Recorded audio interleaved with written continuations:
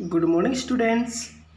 आज हम class 10th के ज्योग्राफी में एक नया लेसन स्टार्ट करने जा रहे हैं जिसका नाम है एग्रीकल्चर या कृषि। तो स्टूडेंट, आज का हमारा टॉपिक रहेगा कृषि तथा इसके प्रकार। कृषि की दृष्टि से भारत एक महत्वपूर्ण देश है। इसकी 2/3 जनसंख्या कृषि कार्यों में लगी है। कहने का अर्थ ये है कि भारत एक कृषि प्रधान देश है क्योंकि यहाँ पर सबसे अधिक मात्रा में एग्रीकल्चर कृषि की जाती है। कृषि एक प्राथमिक क्रिया है जिससे हमें खाद्यान्न उत्पन्न होता है और विभिन्न उद्योगों के लिए कच्चा माल भी पैदा होता है। स्टूडेंट्स, ये जो खाद्यान्न है ये क्या होते हैं? ये होते हैं खाने वाली फसलें जैसे गेहूँ, चावल इत्यादि। तो आइए अब ये जानें कि कृषि क्या है या कृषि किसे कहते हैं। अर्थ: कृषि का अर्थ है फसल उत्पन्न करने की प्रक्रिया। भूमि के उपयोग द्वारा फसल उत्पादन करने की क्रिया और प्रक्रिया को कृषि कहा जाता है। कृषि के अंतर्गत भूमि उपयोग से जुड़ी सभी मानवीय कार्य सम्मिलित होते हैं। कृषि में फसल उत्पादन, पशुपालन या अन्य जीविकापार्जन क्रियाएं शामिल होती हैं। या दूसरे शब्दों में हम कह सकते हैं कि फसल उत्पादन, फल उत्पादन, पशुपालन, मधुपालन, मत्स्य पालन आदि करना, ये सब कृषि के अंतर्गत आते हैं। तो ये था हमारा कृषि का अर्थ या कृषि किसे कहते हैं। अब हम बात करेंगे इसके टाइप्स कि कृषि के कौन कौन से प्रकार हैं।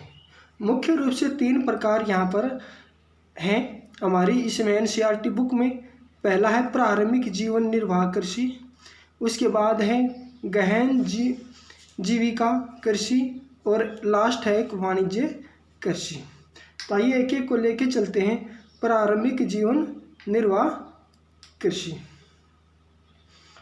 तो इस कृषि के अंतर्गत देखिए, इसमें भूमि, जैसे पहले हम ये जानेंगे, देखिए इसके नाम से स्पष्ट है। प्रारंभिक क्या होता है? पुराना। जीवन निर्वाह क्या होता है? गुजारा। कृषि क्या होता है? खेती करना।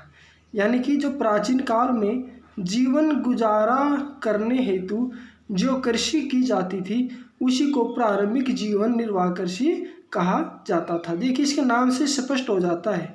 जहाँ पर भी ये लाइन आपको दिखाई दे आप तुरंत सब जाना, प्रारंभिक होती है पुरानी, जीवन निर्वाह होता है गुजारा संबंधी और कृषि होता है खेती करना। तो इसमें सुनिए, इसमें भूमि के छोटे टुकड़ों पर आदिम कृषि औजारों, आदिम कृषि कौन से होते हैं? पुराने समय के जो औजार होते हैं जैसे लकड़ी के हल, खुदाई करने वाली छड़ियाँ वगैरह इत्यादि का इसमें अधिक मात्रा में प्रयोग किया जाता है। फिर यह जो खेती है ये इसमें परिवार के सभी सदस्य मिल करके काम करते हैं। इस फसल से केवल परिवार की ज़रूरतों को ही पूरा किया जाता है। जैसे इसके नाम से स्पष्ट है, जीवन निर्वाह है कृषि, यानी कि जीवन के गुजारे हेतु ही ये जो कृषि है की जाती है। इसमें झूम खेती पद्धति या कर्तन दहन प्रणाली का भी प्रयोग किया जाता है। तो आइए अब जाने कर्तन दहन प्रणाली क्या होती है। कर्तन दहन प्रणाली: किसान जमीन के टुकड़ों को साफ करके उन पर अपने परिवार के भरण पोषण के लिए अनाज उगाता है। जब यहाँ की क्या होती है, ये जो मृदा होती है मिट्टी, इसकी उर्वरता कम हो जाती है तो किसान इस क्षेत्र को छोड़ के और फिर दूसरे क्षेत्र में चला जाता है और वहाँ पर भी इसी प्रकार से उस भूमि को वो तैयार करता है। इस प्रकार की कृषि से जो मृदा की जो उर्वरता शक्ति होती है वो बढ़ती चली जाती है क्योंकि वो इसको खाली छोड़ता चला जाता है। इसमें किसान उर्वरकों का प्रयोग नहीं करते, इसलिए इस कृषि में उत्पादन कम होता है। ठीक है, कर्तन दहन प्रणाली। इसमें क्या होता है, भूमि के टुकड़े को साफ कर दिया जाता है, जो वन वगैरह या अन्य प्रकार के जो होते हैं उनको जला करके वहाँ बिल्कुल साफ कर दिया जाता है। अब ये जो कर्तन दहन प्रणाली है इसको दूसरे नामों से भी जाना जाता है, जैसे कि झूम, खेती। उत्तर पूर्वी राज्य जो हमारे हैं जैसे असम है, मेघालय है, मिजोरम है, नागालैंड है, इसमें इसे झूम कृषि के नाम से जाना जाता है। यदि हम मणिपुर की बात करें तो मणिपुर में इसी कर्तन दहन कृषि को पामलू के नाम से जाना जाता है। छत्तीसगढ़, अंडमान निकोबार में इसे दीपा के नाम से जाना जाता है। स्टूडेंट्स, क्या आपको पता है विश्व के अन्य देशों में कर्तन दहन प्रणाली या झूम कृषि को भी अलग अलग नामों से जाना जाता है। जैसे कहीं जगह इसको बेवर, या फिर यदि हम किसी दूसरे देश की यदि हम बात करते हैं तो वहाँ पर भी इसको अलग अलग, जैसे ब्राज़ील में इसको रोका के नाम से जाना जाता है, वेनेजुएला में इसको कोनुको के नाम से जाना जाता है, अमेरिका और मेक्सिको जैसे देश है वहाँ पर इसको मिल्पा के नाम से जाना जाता है। तो अब आगे हम करते हैं हमारी गहन जीवन निर्वाह कृषि। कौन सी है? गहन जीवन निर्वाह कृषि। यह जो कृषि होती है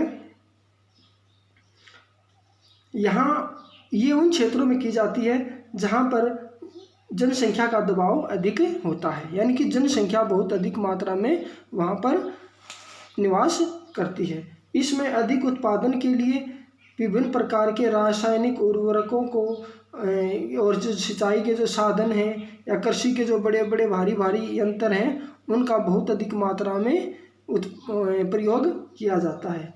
इनका मेन मकसद होता है कि अधिक से अधिक फसल उत्पादन करना। तो नेक्स्ट हमारा है इसमें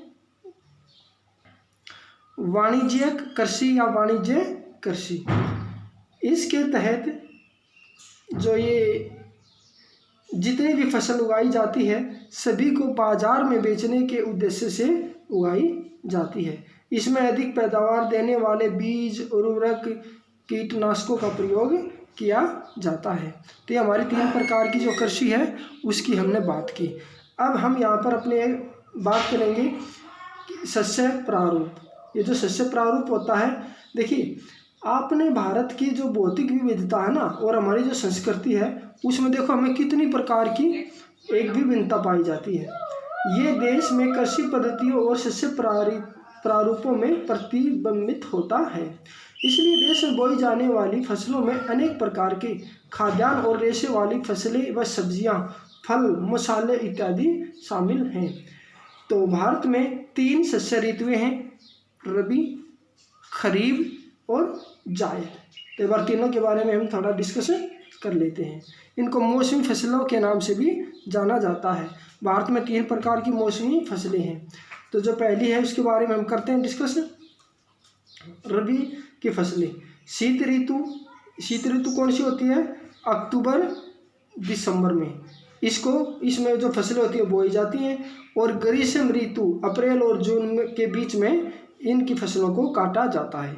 और यदि हम लें तो इसमें कौन से हैं? गेहूँ, मटर, चना, सरसों इत्यादि रबी की फसलों इसमें आ जाते हैं, रबी की फसलों में।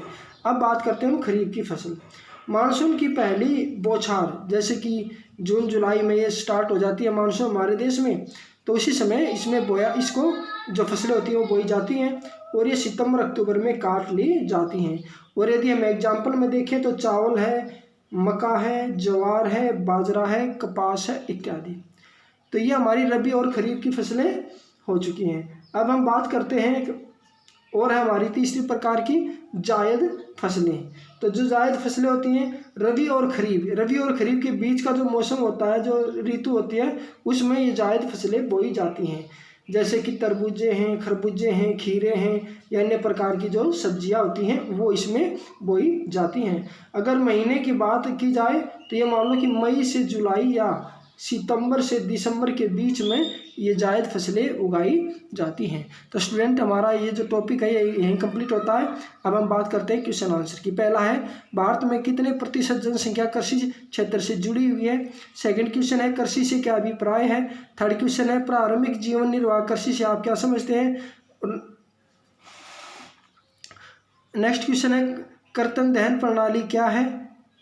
फिफ्थ क्वेश्चन है, कर्तन दहन प्रणाली को भारत में और किस किस नाम से जाना जाता है। और इसके बाद नेक्स्ट क्वेश्चन है, गहन जीविका कृषि किसे कहते हैं।